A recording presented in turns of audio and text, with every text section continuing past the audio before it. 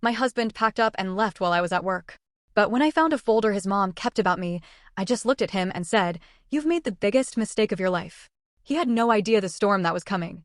I walked into my own home, and there he was, my husband, Mark, meticulously packing his life away. But the real gut punch came when I found a folder, hidden amongst his things, filled with detailed reports about my life, my business, all orchestrated by his own mother. That's when I knew they had no idea the storm they were about to unleash. The sound of packing tape, ripping through the silence of our bedroom, felt like someone was tearing apart my entire life, methodical strip by strip.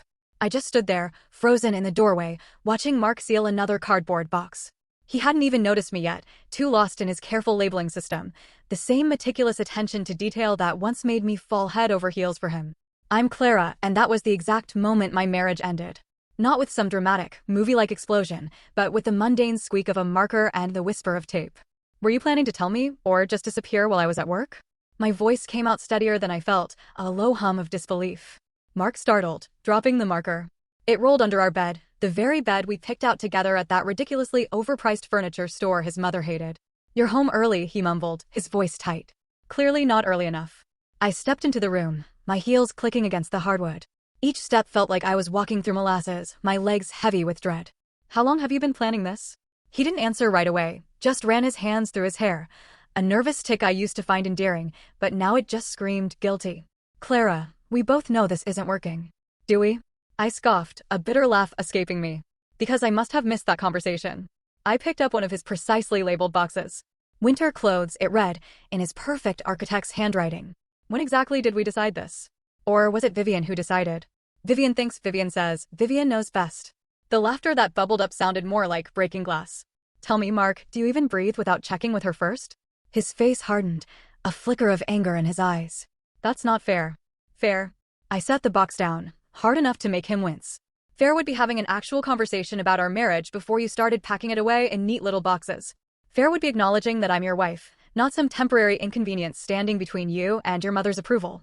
"You're being dramatic," he dismissed, turning back to his packing. That gesture, that casual wave of his hand, ignited something fierce in my chest. "Mother simply pointed out that our financial situations—" He started, his voice trailing off. "Our financial situations are fine." I cut him off, my voice rising. "My business is growing. We're not struggling. Your little design projects aren't exactly reliable income," he retorted, not even looking at me. "My little projects paid for half this house." I grabbed the box he was working on, dumping his carefully folded shirts onto the floor. "And they'd be doing even better if your mother hadn't scared away 3 of my biggest clients last month." He froze, his hands still in the air. "What are you talking about?" "Oh, you didn't know?" I laughed, a cold, humorless sound. "Funny how the Hendersons, the Patels, and Brighton Corp all suddenly pulled their contracts after meeting with your mother about property investments, didn't they?" I started counting on my fingers, my voice dripping with sarcasm. "The same mother who just happens to be pushing you to leave because I'm financially unstable?" Mark's face paled slightly, but he recovered quickly, a defensive edge in his voice.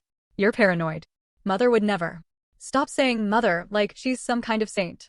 I grabbed another box, this one labeled important documents. "Let's see what else she's been orchestrating, shall we?" He lunged for the box, but I was faster. Inside, beneath bank statements and insurance papers, I found a folder I'd never seen before. The contents made my blood run cold.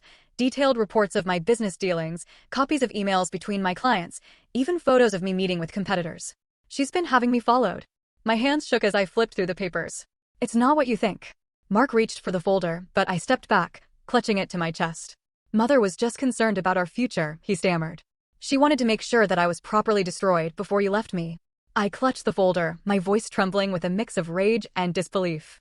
"How long have you known about this?" His silence was answer enough. "Get out." My voice was ice now, all the heat of anger crystallizing into something hard, something dangerous. "Take your boxes and get out." "But these," I waved the folder, "these stay with me." "Clara, please," he pleaded, taking a step towards me. I said, "Get out." I threw the empty box at him. It bounced harmlessly off his chest, but he flinched as if I'd struck him. "Go run to mommy. Tell her she won. But make sure you tell her something else too." I stepped closer, lowering my voice, making sure every word was a venomous whisper. "Tell her she just made the biggest mistake of her life." Mark stared at me for a long moment, then silently began gathering his boxes. As he walked past me, he paused. "I'm sorry it ended this way." "No," I said, watching him leave, my voice devoid of emotion. "You're not sorry it ended this way. You're just sorry I found out this way. The front door closed with a quiet click, but in my mind, it echoed like a gunshot. I sank onto our bed, my bed now, still clutching the folder of surveillance reports. Tears burned behind my eyes, but I refused to let them fall. Instead, I opened my phone and dialed Sophie. I need your help, I whispered. It's time to make Vivian regret ever hearing my name. Sophie arrived with 2 bottles of wine and a determined expression that told me she was already formulating plans.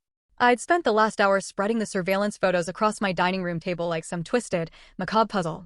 This is next-level crazy, Sophie said, examining a photo of me having lunch with the Hendersons last month. Who does this? Someone who's been planning to destroy me for years, I said, pouring us both generous glasses of red. Look at the timestamps. She's been collecting these since before Mark and I even got married. Sophie picked up another photo. Wait, isn't this from your first meeting with Brighton Corp 3 weeks ago? Right. Before they mysteriously backed out of our contract. The wine tasted bitter. Vivian's fingerprints are all over it, but I can't prove anything yet. My phone buzzed. Mark's number. I silenced it. He's called 4 times today, Sophie noted, watching me. Maybe you should. What? Listen to more excuses? Watch him try to justify why his mother having me stalked was somehow for my own good. I grabbed one of the surveillance reports. Did you know she had someone track my business expenses for the past year? Every client meeting, every supply purchase, every late-night design session, all carefully documented to paint me as financially irresponsible. The doorbell rang. Sophie and I exchanged glances. If that's Mark, I swear I started, but Sophie was already heading to the door. I heard murmured voices, then Sophie returned with an envelope. Special delivery from the Dragon Lady herself, she announced, handing it to me. The envelope was heavy, expensive paper, with Clara written in Vivian's precise, elegant handwriting. Inside was an invitation to her annual charity gala next weekend, along with a handwritten note. Dear Clara, I trust you'll handle this unfortunate situation with the dignity expected of someone who was, however briefly, part of our family. The gala would be an excellent opportunity to demonstrate that maturity. Vivian. She can't be serious, Sophie said, reading over my shoulder. I started laughing, the sound sharp and hollow. Oh, she's serious. This is what she does. Turns everything into a public performance. She wants to show everyone how graciously she's handling her son's failed marriage. You're not going, of course. Of course I'm going, I said, grabbing my laptop. In fact, I'm going to make sure it's a night Vivian never forgets. Sophie sat beside me. Clara, wait. What are you thinking? I pulled up my client list. Remember Thomas Chin? The tech millionaire whose startup I did branding for last year? The one Vivian tried to poach for her new development project. Exactly. Sophie's eyes widened. He's been looking to invest in more properties, and I happen to know exactly where Vivian's weak spots are. I started typing an email. It's time to show her what my little design projects can really do. Clara, Sophie's voice was gentle. Are you sure you want to play her game? This woman's been manipulating people for decades. I'm not playing her game, I said, hitting send. I'm starting my own. She wants to talk about financial stability? Let's see how stable her empire is when I start picking it apart piece by piece. My phone buzzed again. Mark. This time I answered. Clara, please, he started. Mother says. I got the invitation. I cut him off. Tell her I'll be there. You will. He sounded surprised, then suspicious. Why? Because that's what family does, right? Shows up for important events. I kept my voice sweet, knowing Vivian was probably listening. I wouldn't want to disappoint your mother. There was a long pause. Clara, whatever you're planning. Goodbye, Mark. Give my love to your mother. I hung up and found Sophie watching me with concern. You know this could get ugly. It already is ugly, I said, pulling up another email, this one from the Hendersons, canceling a project we'd been planning for months. Vivian just doesn't realize it yet. My phone pinged with a response from Thomas Chin. He was interested in meeting. Perfect, I murmured, then looked at Sophie. Want to help me pick out a dress for the gala? Something that says loving daughter-in-law, but also I know where the bodies are buried. Sophie sighed, but reached for her wine. You're really going to do this? I looked at the surveillance photos spread across my table, each one a reminder of Vivian's careful, calculated destruction of my life. She thought she could break me down slowly, make me look like the unstable one who couldn't handle marriage to her precious son. I smiled, and it felt dangerous. Time to show her what happens when you corner someone with nothing left to lose. The meeting with Thomas Chin took place in a sleek downtown cafe, far from Vivian's usual haunts. He was exactly as I remembered, sharp-eyed and direct, with no patience for small talk. Your proposal is interesting, he said, sliding through my presentation on his tablet. But I have to ask, why come to me specifically? I took a careful sip of espresso. Because you understand the value of disruption, Mr. Chen. And because Vivian Harrison tried to manipulate you last year. His expression didn't change, but his fingers stopped moving across the screen. Go on. She attempted to use your interest in the Riverside development to pressure other investors. When that failed, she spread rumors about your company's financial stability.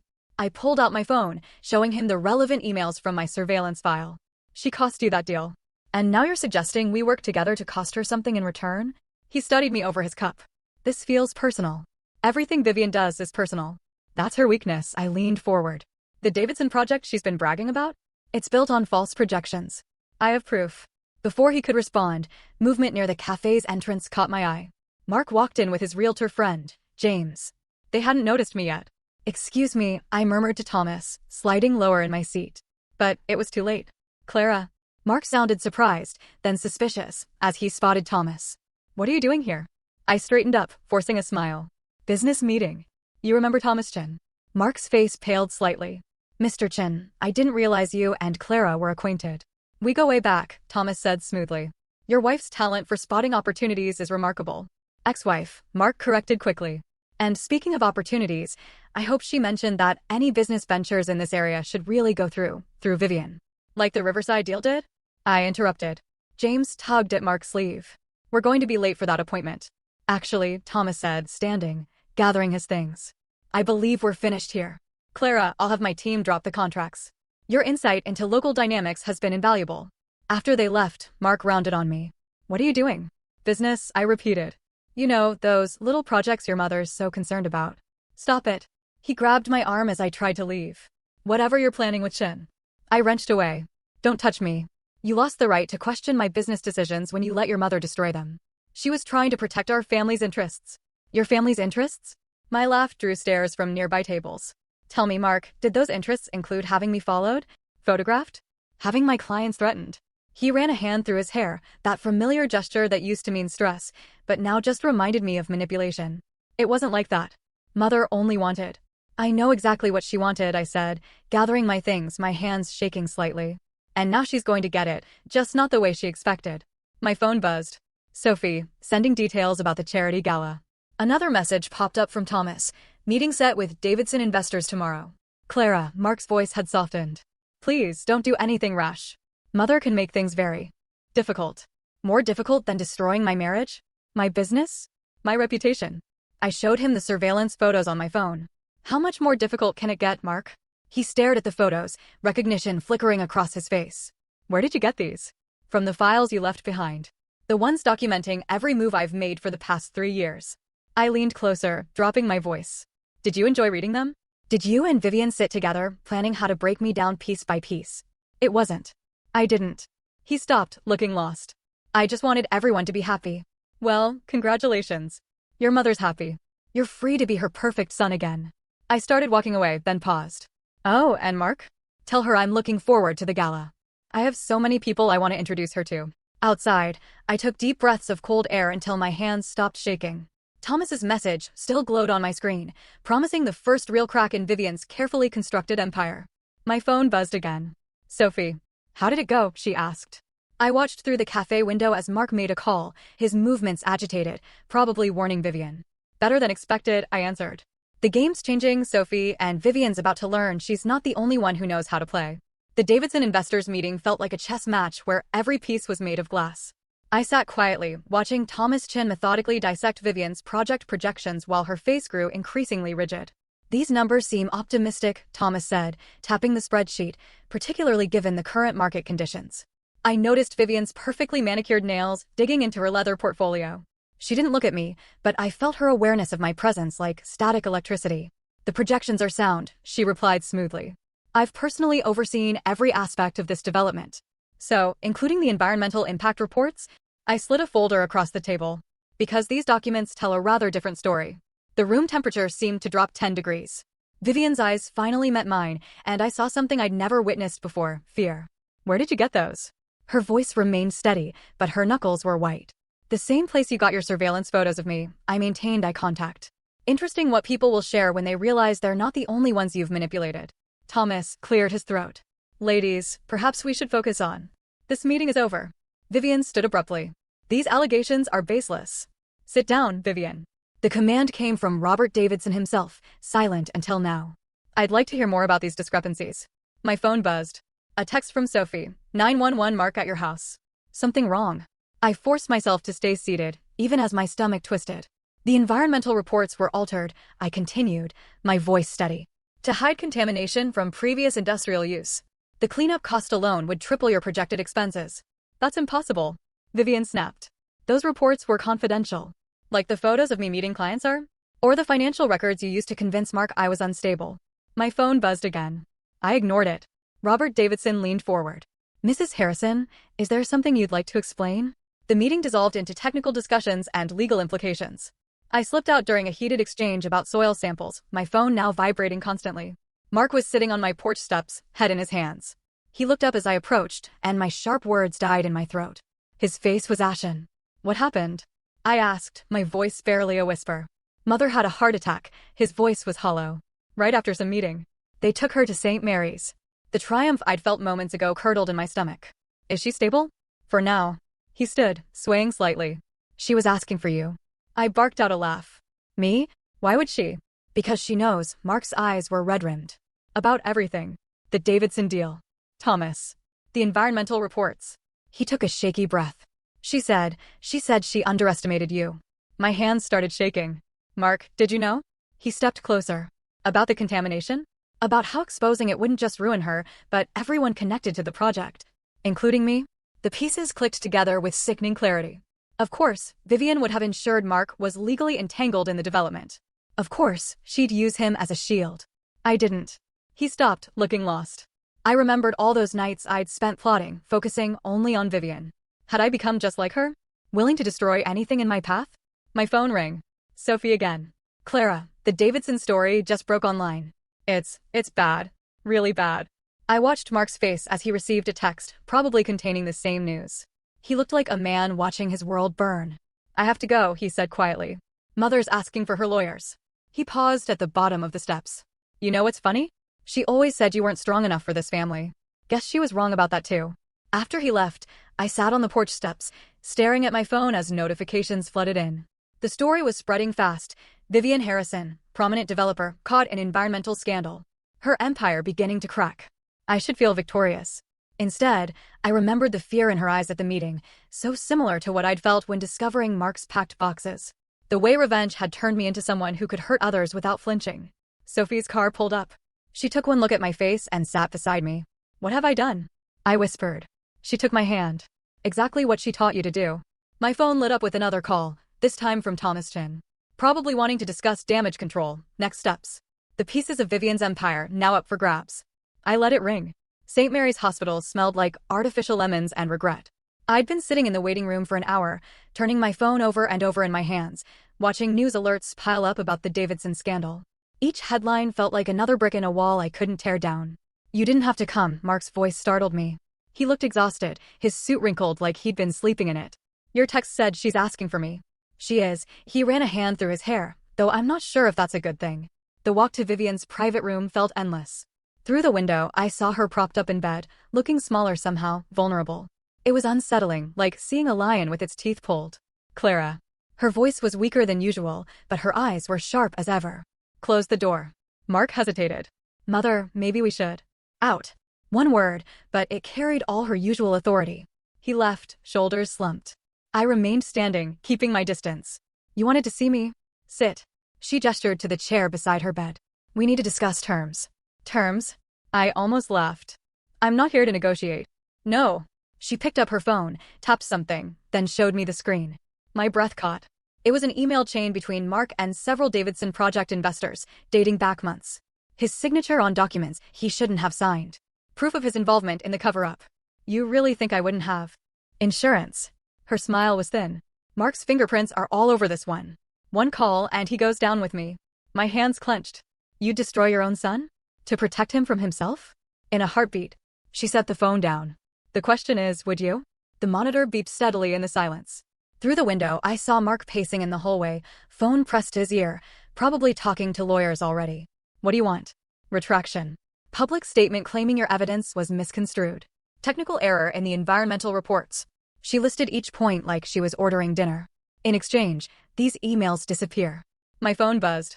Thomas Chin again. I'd been dodging his calls since the story broke. And if I refuse? Then Mark faces criminal charges. His career, his reputation, everything gone. She adjusted her position, wincing slightly. You've proven your point, Clara. You're stronger than I thought. But ask yourself, is revenge worth destroying the man you once loved? Before I could answer, there was a commotion in the hallway. Sophie burst in, ignoring the nurse's protests. Clara, don't say anything else. She waved her tablet. The Davidson Group just released their own statement. They're claiming full responsibility for the environmental cover-up. They're saying Vivian was misled too. Vivian's monitor spiked briefly. What? Sophie continued. Thomas Chen's team found evidence that Davidson's own environmental department falsified initial reports before bringing you in. They're taking the fall to avoid bigger investigations. I watched the color drain from Vivian's face as she processed this. Her perfect insurance policy, worthless. Mark's involvement, now a minor footnote in someone else's scandal. You should rest, Vivian, I stood, finally meeting her eyes. Stress isn't good for your heart. She grabbed my wrist as I turned to leave. Her grip was surprisingly strong. This isn't over. Actually, it is. I gently removed her hand. You taught me well. Always have a backup plan. Always be 3 steps ahead. The Davidson Group owes me a favor from an old project. Calling it in was expensive, but worth it. You couldn't have known that you'd try to sacrifice your own son to save yourself. Maybe not, I moved toward the door, but I knew you'd try something. You're predictable that way. In the hallway, Mark stared at me like he was seeing me for the first time. The Davidson statement, did you? You should call your lawyer, I told him. Make sure you're protected when they start official investigations. And Mark, I paused, feeling the weight of Vivian's glare through the window. Maybe it's time to start making your own decisions. Sophie fell into step beside me as we left. That was intense. You okay? I looked back at the hospital room where Vivian sat alone, her empire crumbling despite her desperate grab for control. The victory tasted different than I expected. Not sweet, not bitter, just empty. No, I answered honestly. But I will be. My phone buzzed again, another news alert about the scandal. I switched it off without reading it. Some victories don't need an audience. The charity gala felt like walking into a beautifully decorated trap. Crystal chandeliers threw fractured light across faces I'd known for years. Clients, competitors, friends who'd chosen sides in the wake of the Davidson scandal. Their whispers followed me like perfumed shadows. Quite brave of her to show up. Did you hear about Vivian's condition? I heard she orchestrated the whole thing. Sophie squeezed my arm. We can still leave. No. I straightened my spine, gripping my champagne flute like a shield. This is exactly where I need to be. Across the room, Mark stood with a group of investors, his usual confidence replaced by something more brittle. He caught my eye, then quickly looked away. The gesture felt like a preview of what was to come. Clara. Thomas Chin materialized beside me. A word. We moved to a quieter corner where the orchestra's music provided cover for conversation. His expression was grave. The Davidson Group is retracting their statement. The champagne turned sour in my mouth. They can't. We had a deal. They found better terms elsewhere. He glanced meaningfully across the room to where Vivian had just entered, looking remarkably recovered. She was speaking with Robert Davidson himself, their heads close together. That's impossible. The evidence has been re-examined. Thomas's voice was carefully neutral. New experts suggest different interpretations. My hands are tied. When the announcement goes out tomorrow morning, Clara, he hesitated, you might want to prepare for. Clara. Vivian's voice cut through the murmur of conversation. She was walking toward us, Robert Davidson in tow. I'm so glad you came. We have something to discuss. The crowd parted around them like water. I felt dozens of eyes watching, waiting for the drama to unfold. This is what Vivian does best. Turns private wars into public spectacles. I'm not interested in. Oh, but you should be. Her smile was razor-sharp. Robert has just shared some fascinating insights about certain manipulated documents. Apparently, someone went to great lengths to create a very specific narrative. My heart pounded. The environmental reports I had were perfectly accurate. Robert Davidson stepped forward. The altered versions, however, seemed to have originated from an interesting source. Your design firm servers, to be precise. The champagne flute slipped from my fingers, shattering on the marble floor. The crash drew every eye in the room. That's not possible. But even as I said it, I remembered giving Thomas's team access to my systems, trusting them to handle the technical details. You set me up. Vivian's smile widened. I told you once that you weren't strong enough for this family. I should have been more specific. You're not smart enough either. Mark appeared at her side, looking sick. Mother, please not now. Dear, she turned to the gathering crowd. I want to thank everyone for coming tonight. As you may have heard, I've had some health challenges recently, but they've helped me realize what truly matters: family, loyalty, and truth. The word truth fell like a hammer. Several phones were out now, recording tomorrow's headlines, writing themselves in real time. Clara thought she could destroy what I've built. Vivian's voice carried perfectly.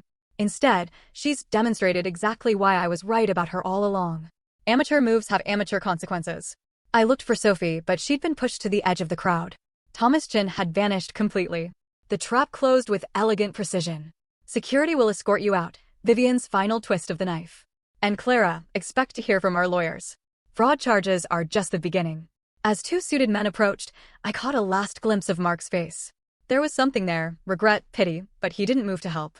Some patterns never change. Outside, the night air hit like a slap. Sophie rushed out behind me. Clara, wait. We can fix this. There must be something. Don't you see? My laugh sounded hysterical, even to my own ears. She planned this from the moment I found those surveillance photos. Everything. The hospital. The Davidson statement. Thomas Chin. It was all part of her game. What are you going to do? I stared up at the gala's glittering windows, where life continued as if my world hadn't just imploded. Somewhere up there, Vivian was savoring her victory, probably already planning her next move. The only thing I can do, my voice steadied, is learn to play better. The flash drive felt impossibly heavy in my hand as I stood outside Vivian's office. Through the glass walls, I could see her at her desk, orchestrating her empire's recovery with practiced ease.